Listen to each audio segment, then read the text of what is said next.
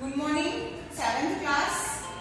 आपको पता है कोविड का टाइम है तो हमें अपने घर वालों का ध्यान रखना है, बार बार हाथों को धोना है, सैनिटाइज करना है, ठीक है। और आज का सबक हमारा अपना काम खुद करें, दूसरा सबक है इसका सवाल जवाब करेंगे। पहला सवाल है, चिड़िया जब दाना लाने गई तो चिड़िया के बच्चों ने क्या देखा? क्या देखा है? आपने अगर सबक सही से पढ़ा होगा और पता होगा, और आपको सवाल में से ही लेना है। चिड़िया जब दाना लाने गई तो चिड़िया के बच्चों ने देखा कि किसान और उसका बेटा बातें करते हुए खेत की तरफ आ रहे हैं, ठीक है। ये पहला हो गया। दूसरा सवाल है, खेत के पास आकर किसान ने अपने बेटे से क्या कहा? क्या कहा